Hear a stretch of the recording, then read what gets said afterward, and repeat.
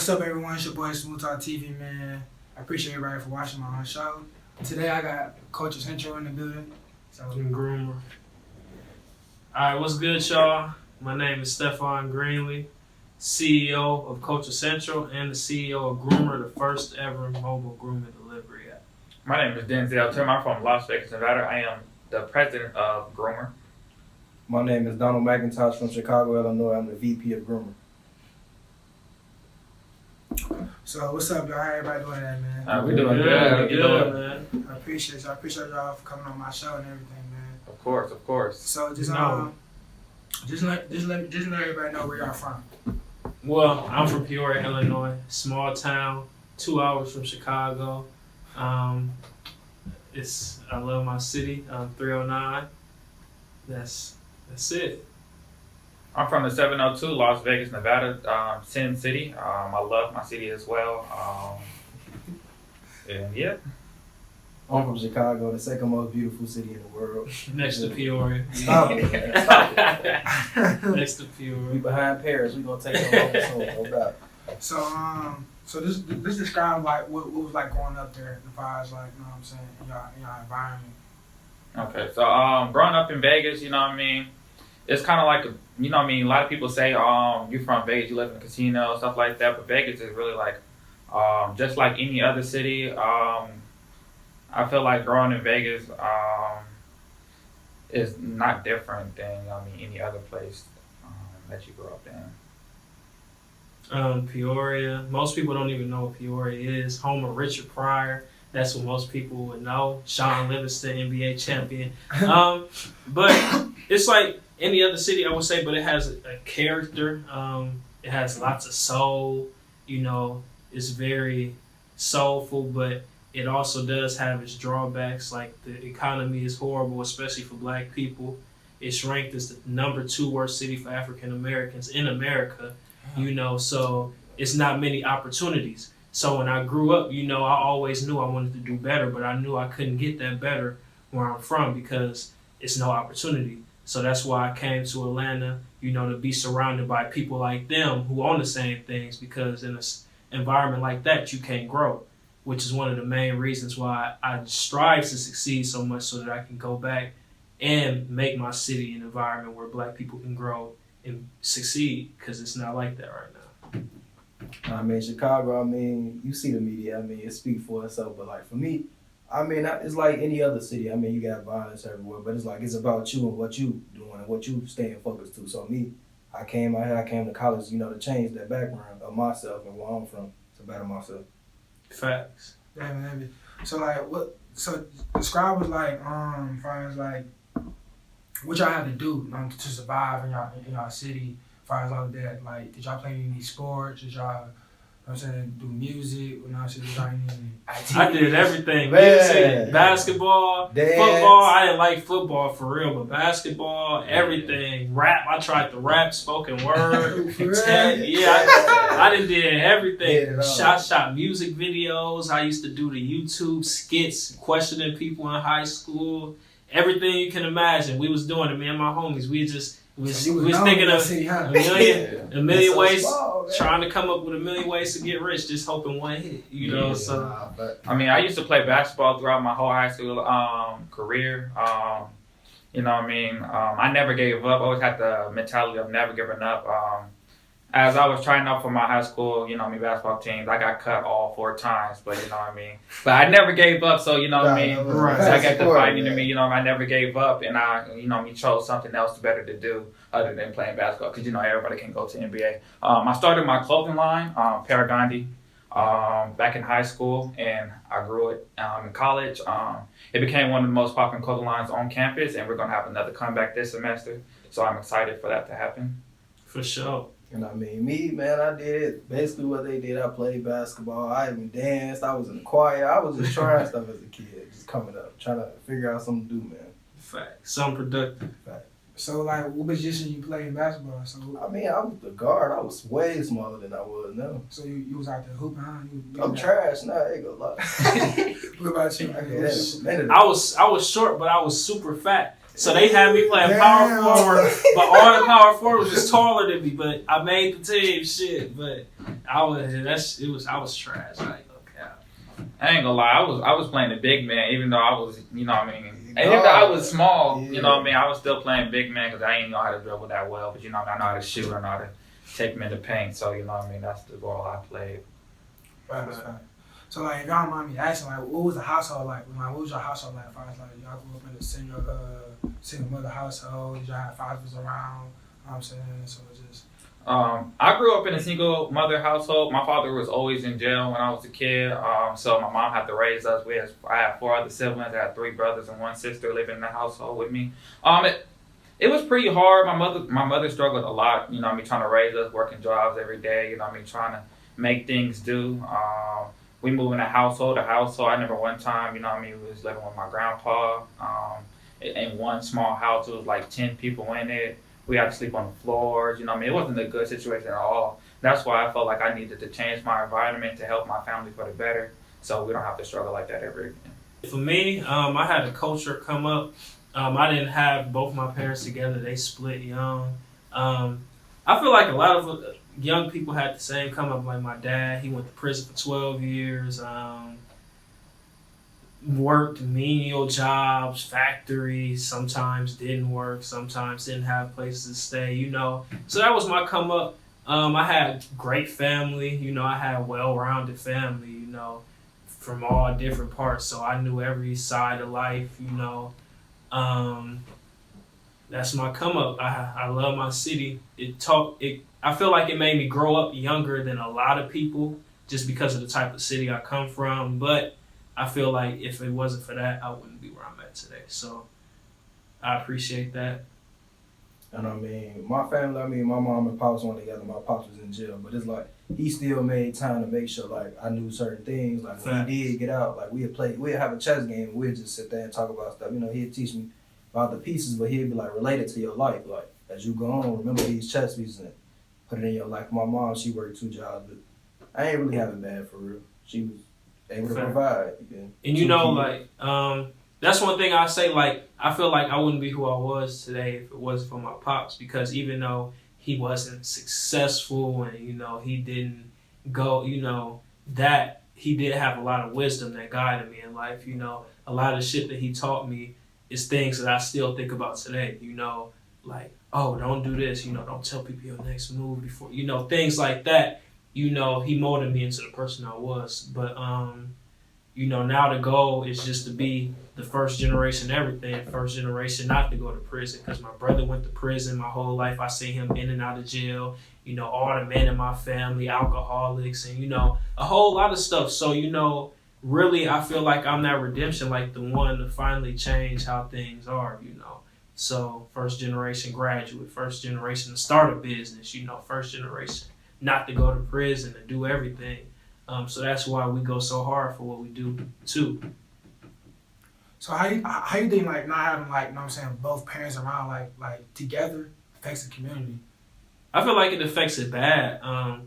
Just seeing it every day. Like I see it in my city all the time. Like it affects it because most aren't blessed to have a father, you know, so most don't have that wisdom coming up, you know. And mothers are great, but it's like a lot of that stuff that we need a man for, that's what messes us up in the long run. You know, you don't have a father to tell you, don't do this, you know, just wait. I know you in high school, you know, it ain't going right now, but don't hop in the streets yet. Don't do that. Like, a lot of black men don't have that. So, no fathers really is a big issue in our community, for real. Yeah, if you have no father, you basically have no guidance.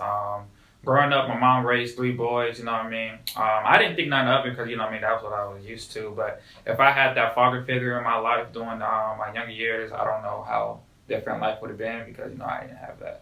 But I feel like if a father was in the picture, then I'll have more guidance of what to do when I was younger, and I have more advice from like a man point of view instead of a woman's point of view. And, you know, people, it's people who have fathers who still do wrong, but it's like, I feel like it kind of helps more than not having nothing, you know, because that's what a lot of the issue is. So many black men are misguided, no guidance. So the only guidance that they see is around them, and that's not always best, you know. but they don't got somebody to say, man, that's goofy, you know, that ain't even what you supposed to be on. They just got people they age telling them, no, that's what you know. The blind leading the blind. It's the blind leading the blind, for real, for real. And then sometimes even the mothers are the blind leading the blind. So She can't teach you. You can't teach you everything. Like a woman only knows so much about a man, like, especially if it was a fair relationship or something like that. facts. Right. So like, what made y'all go to college? And so I want to get into a part when y'all went to college. So what made y'all go to college? I mean, me, I just wanted to be different. Like, me personally, like, I ain't applied for colleges probably till like late senior year. I wasn't thinking about college for real, but somebody came to me with an opportunity and I just took it. I'm like, why not? Because what I'm gonna do, work at 9 to 5 every day, get up, go to work, get up, go to work. I'm like, nah, I want something different for myself. I want a career rather than a job. For me, I've always seen people who just work minimum wage jobs their whole life. I worked at McDonald's in high school, and I was working with people 40s, 50s. You know, they working in the same job as me. You know, my father. You know, that's one of my biggest inspirations. But even him, you know, that's what I seen. So it's like I always knew I wanted to be different and be an entrepreneur. But I was like, even if all else fail, I don't want to not have a degree and be working minimum wage jobs my whole life, trying to figure out, oh, if I lose this job, when I'm gonna get my next job, because I ain't got no type of degree type shit. So it's like, even though a degree doesn't guarantee anything, it's like I felt it would at least help even more, especially since I'm going for law and all that. So Yeah. I wanted to leave from my environment. People that I was surrounded with wasn't in the right direction at all. They wasn't making the right decisions. And I know I didn't want to make that decision. I wanted to do something different because they all end up in the same place, either that's in jail or, you know what I mean, or dead in the streets, you know what I mean. People really didn't, you know what I mean, have like strong like thinking. I had to get out of my environment, and I wanted to come to Clark, Atlanta, because I knew when I come here, I would find like-minded people like my friends here who was on the same path as I was. facts. I just wanted to be different because I knew I couldn't do what I wanted to do in my city. It's impossible for real. So I just knew in order to grow, you got to leave and then get back. So I knew Atlanta was the perfect place for somebody with big dreams like me, and it's panning out like I planned. So what y'all study? I study computer science. I'm a business administration, pre-law, and management. You doing a lot. I'm a business management major Okay. and a fashion design minor. How did Culture Central come about? I had Culture Central since high school, for real, middle school. Like, I always knew I wanted to start a media network and be one of the first, like, to bring back the greatness of it. Like, I feel like it's so watered down now. So my goal, like, even when I was young, like, I used to look up to Tyler Perry, Diddy, you know, all them, and I knew, like, I wanted to do something similar. So that's how I told you, like, in high school, you know, I was going around, you know, doing the skits, interviews. I was having the rappers at the school do rap battles, you know, posting it on YouTube, Facebook, you know, and I built a name for myself back home for all of that, you know. But back then it was called FT Culture Media, you know, but then I rebranded it when I got to Clark, to Culture Central, and that's when I started CultureTalk, and then that built it up crazy, and then I started going hard on Instagram, locking in, you know, because the end goal is to build one of the biggest black-owned media networks ever. So it's like now we at the space where it's like we want to build it as big as possible on social media, and then from there we're gonna start doing movies, TV shows, everything with the following we got. So that's how I started that. It's been a long way coming. I've been doing this since high school. Had my homies, we was doing everything, you know, trying to make movies, skits, you know, everything. So it's been a long time, since like 2016, for real. Man, so I had a question. So how come you want to do mass media? You know what I'm saying? Why can't I just like, or at least add it as a minor to it? You know what I'm saying? At least had that background. Like I did mass media as well. For sure. I love mass media and media. It's just like me. I feel like I'm more like diverse, like, because a lot of times people see Culture Central and they just thought like, oh, it's just a media. But me, like, I love all sides of business, from fashion to real estate to, you know, stock, everything. So I felt like business was more me, and media is just one of my businesses, you know. And then that's how we came up with the idea to launch GRUMER. You know, because we feel like it's not enough black people in tech for real. Like when you think of big tech apps like Facebook and Uber and DoorDash, Amazon, you think of white man, you never think, oh, a black person can do that. And that's how I used to think. In high school, I used to think, oh, you gotta be white to do that shit. Then I said, you know what? I got to college. I'm gonna try it, I'm gonna try to start an app, take over the world with it and get up there with them. And, we launched our first app last week and it's been going crazy. So, it's been a long time coming. Fact. So I had a question. So like, what made you like rebrand your name? I remember you said that when you first came to college, you wanted to rebrand your name. Like, is this a reason why you changed your name? Or you think the name was it too corny? Or you feel like you needed a new update? Or you just like... Because I wanted something, like the end goal is to have a media network, also have a streaming network, and like a real network on TV. So I was like, I want something that has kind of a ring to it where when it's on TV, you can say, oh, the new TV show on Culture Central, kind of like Comedy Central, but like, oh yeah, you seen Culture Central, new Culture, like it had a ring to it. It isn't like FT Culture Media, like, ain't nobody saying that for real, So we want something that's catchy, it had meaning, Culture Central. When you think Culture Central, everything that's culture, you come to our network and it's there, But it's for everybody, but we take what they may get rich off of, and we giving our people the chance to eat off of it. So instead of how you know what I mean, bro. Nah, facts. So like I noticed that when you started Culture Central, you also was like, made another segment like Culture Talk. So how did Culture Talk come about? So just explain that. So I studied the greats, and BET is one of my inspirations, but they kind of got away from their roots with it.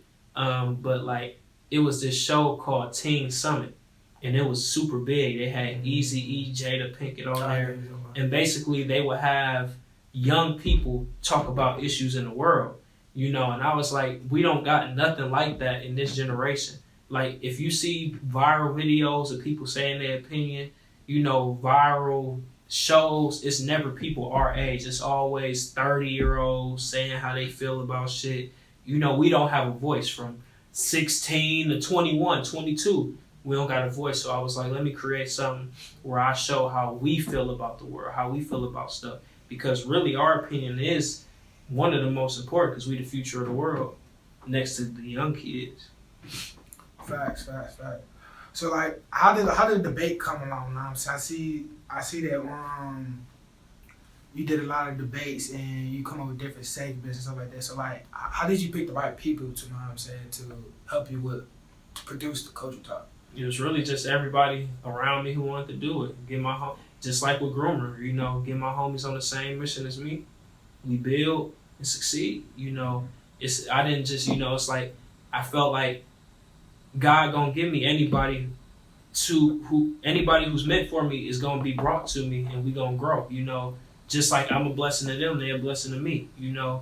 Just like I met them and it was a blessing for me. Them meeting me was a blessing to them, and it just all came together, and we made history with it. So that's how I view it. It's like anybody around, we gonna make it work. Facts.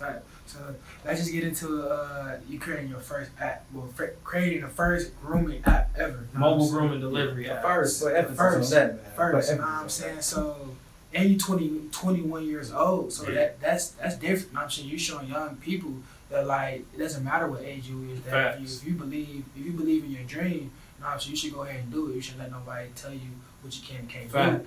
And by you being 21 years old, creating the first ever mobile grooming delivery app, man, that's different. So describe like what's like creating an app.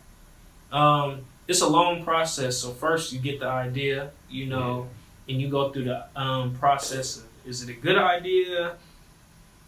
Word, let me hit up some people. You ask them. People gonna say, yeah, that's hard, So now like, okay, this is something that the world need. Then it goes to how I'm gonna do it. I ain't got no money. That's how it was in 2019. So I was like, how am I even make an app? I don't got no bread. App development. I'm here to get an app developed 50,000. $20,000. I'm like, where I'm gonna get this bread at? I'm a scam, you know? So yeah, you know. So it was like, then you go through that process, like, well, how am I gonna make it work? Then you know, you pray, you know, you put the work in. We sketched. We all went hard. We're sketching how we gonna have the app when we do get a developer. You know, so then you find developers like, well, what about the bread? So we found investors who covered that. We were also blessed with the resources to cover it. You know, life changes in years, so you know that's how it go. Then you got to go through the marketing, promoting. You know, even the app getting developed and being fixed because it'd be problems. So you got to make sure that when the people get the app, it's not crashing and stuff. So that was like a year process. The app done, the rest of the work is on us, you know. So it's a long process, you know, but I just wanted to show people, in which I accomplished, is show people that we can do anything, you know. People from my city hit me up all the time, like, you know, we seen where you came from and you doing what you do inspires us because we never thought we could do this. The most we see is drug dealing, scamming, you know, so to see you in Atlanta with an app, we don't know nobody 21 with an app, you know, so it's like, we accomplished that goal, inspire people, you know, show people that we can do anything. It's not just for a certain type of people, you know. We trying to change the face of tech. It can be us. Anything can be us, you know. So that's how the app came about, and it's been growing super fast. So it's like it's destined to be one of the biggest apps in the world very soon in some years. Man, congrats too. Appreciate all of it. y'all, not just you, to all of y'all. Yeah, appreciate it. I see with my own eyes now how hard y'all work and how hard y'all went around campus and getting people to come to CultureTalk. And I ain't see all that. You know what I'm saying? I'm really proud of y'all. I grew. You know what I'm saying? Keep going. You know what I'm saying? God definitely bless y'all too. For sure, appreciate you. So like creating an app, like as far as like the process, like how did you have to get like the people? You know what I'm saying? How did you have to bring like attraction to the app? As far as like getting people to like believe this app will help you out in the long run, right? Not just help me out. Well, you know, like that's the hardest and the easiest part because, like, you know, what I was always taught from a young kid, it isn't most politically correct, but good dope sell itself. You know, so it's like if the app is good, you know, people gonna use it. If it's a good idea, people gonna flock with it. If it's a good idea, it's gonna go viral. You know, so all of that isn't on us for real, because you can be the best marketer in the world, but if the idea isn't something that hit, it's not gonna hit. But the difference was with our idea, it was just something that hit, and it gave us success we couldn't imagine. We went viral on Twitter, 1 million people seeing the post, a whole bunch of likes and retweets, and then on Instagram, you know, we got to meet Rick Ross about it. You know, we met somebody else big, but I don't even want to speak about it yet because I want to wait. I said with this one, I can't tell nobody until it go through. So, but yeah, so we done meet a lot of people so far. Since we launched the app, we've been getting a lot of notoriety from everybody, a lot of support, you know what I mean? A lot of people want to see us succeed and do good and all that. So, you know what I mean? We just hit the ground running. We're going to try to put everything on the line to make this happen.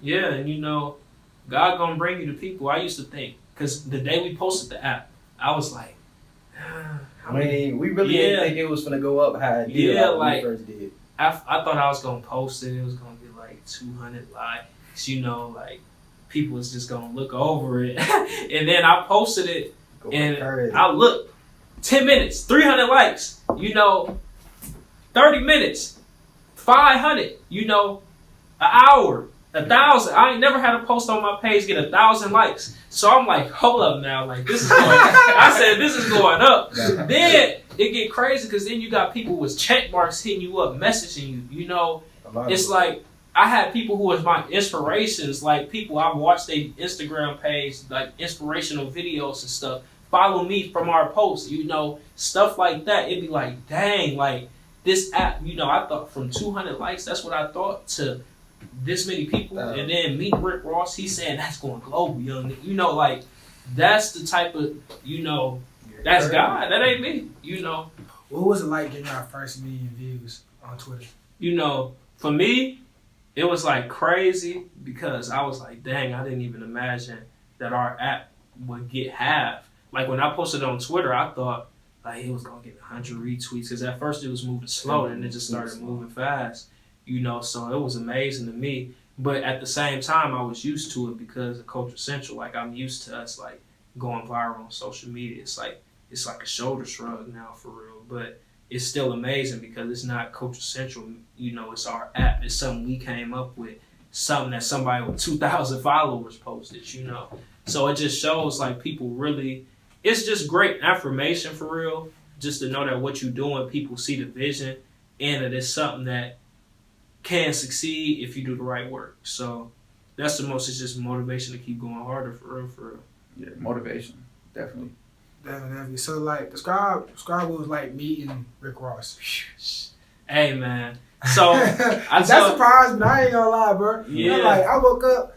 I'm like, damn, this dude making moves out here. I said, bro, that made me hop out the bed. Like, I gotta get out here. Like, right. I'm moving to. So like for me, it felt like a movie for real because like Rick Ross is one of my top inspirations. So you know, my homie had told Rick Ross about the app, and Rick Ross wanted to meet me and hear about it more. You know, so just that when I heard that, I was like, you cap, bro. Like, come on, Rick Ross ain't hear about my app and wanted, you know, come on. But so then he gave me the address, Rick Ross address. He said, come here. I think it was like 9 a.m. You know, so I'm like, all right, man. But I'm like, bro, something gonna happen. I'm gonna get to this gate. They gonna be like, oh, we ain't expecting no Stephon Green, you know. So I get there, I pull up, you know, and this big ass gate, you know. And I'm like, dang, you know. So I pull up. He got security. So they like, what's your name? You know, because they know who's supposed to be coming. I said, Stephon Greenlee. He said, okay, cool. He opened the gate. I see that big drive. I'm just driving. I'm like, what the? I'm seeing this house on YouTube, and you know, so I'm like, damn, this shit big as hell. You know, I'm like, this is crazy, bruh. So then, you know, getting in the house, walking, you know, he got valet. You know, it's like, I got out the car. I was like, damn, this is crazy shit. I ain't gonna lie. I'm trying not to cuss too much, but I was like, damn, that's some crazy shit right there, bro. So then we talking about the app. You know, first I presented it to him live. He was on Instagram Live. But then after, like, he actually sat down and talked about it. And we was in his backyard. And, like, first of all, his backyard is like some shit out of a movie for real. So I'm sitting, we talking, we standing up. And we overlooking the pool. And the whole time I'm talking to him about the app. And he's like, yeah, I rock with it. You know, I got to do this. You know, he's saying all the steps, all the business professional stuff. You know, but the whole time I'm trying to be professional, but I'm like, this nigga Rick Ross I'm talking to right now? Like, I can't believe I'm really talking to this nigga Rick Ross. You know, and I was just looking around like he talking. I'm like, damn, bro, this shit feel like a movie. You know, so we had our conversation, and then we went back in the house, you know, because it was other businesses there, like the creators of Sheba and stuff like that. It was just positive ass entrepreneur shit, you know. I got back in the house and they had hella Bel Air, you know, we drinking Bel Air and shit. I felt like I was getting royal treatment, you know. And then it just was amazing, bro. Like, that's shit out of a movie. And after that, I said, like, even if nothing comes from this for real, like I expected to and hope it do, I was like, just to hear somebody I look up to say, y'all shit going global, like, that's hard. You know, that's all you need. That shows you what you're doing is really meant to be something. So that's all I can say. I mean, I'm still kind of in awe about it, so I really don't even know how to explain it for real. But, you know. Man, that's big for real. That's big for real. So, like, did he give you any advice? As far as, like, I know y'all had a conversation, so did he give you any advice that you want to talk about? You know what I'm saying? Or well, like, I was there strictly on business, you know, so it was really, I presented myself well. I was nervous as hell, I ain't gonna lie, but when I actually talked to him, you know, I shut all that down. So it wasn't really no advice that he could give, but one thing that he did teach is, like, when you meet people of stature, you know, the first thing you do is present them with how you can help them. Because people who famous or have stature, all they hear all the time, people come up to them and tell them how they can help them. Hey, can you give me $100? Or, you know, with him it's probably more, $1,000. so I could pay this bill. You know, that's all he hears all day is people come to him how he can help them. So he was like, you know, the number one thing you need to remember is like, come to them with something that you can bring them. You know, like instead of saying, hey, Rick Ross, I want you to be on our app, you know, so you can help us be like, hey, I give you free service on the app for a whole year if you post this on your page, you know, shit like that. You just got to come as a giver and not like a leech. So that's the biggest thing I learned, and that really changed everything for me because I could take that anywhere, even if what me and him got going on don't work. That's big right there for real though. That's big. Congrats too on that. Appreciate it. So on a note of that, so what's next for Culture Central and the grooming delivery app? Next is the work for real. We did everything. We didn't succeeded far beyond what we could ever imagine. So now it's just putting in the work. You know, Culture Central, the goal is to make that the biggest social media network on Instagram and then the biggest black-owned media network, period. Tyler Perry is one of my biggest inspirations for that. You know, GRUMER, we want to be up there with Uber, DoorDash, Uber Eats. We want to be the biggest black-owned tech app ever, you know. So we got to put in the work, make it happen, you know.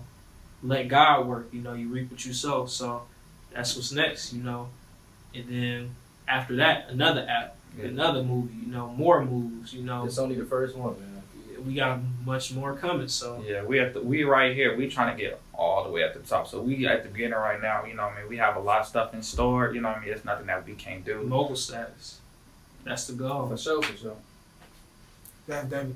Well, I appreciate y'all for being on my show, man. Congrats to y'all. Y'all successful. Yeah, man. So I just hope the best for y'all, man. For all the any to come next. So appreciate y'all. For sure, we appreciate you too. And I just want to say shout out SmooveTalk because we need people like y'all to interview young grapevines like this. So shout out SmooveTalkTV. Shout out SmooveTalkTV for interviewing us. Appreciate that. For sure. Facts. Y'all better like, subscribe, share, send everywhere. You're my boy number one, man, for the interviews, man. Facts. SmooveTalkTV, man. Remember. Facts.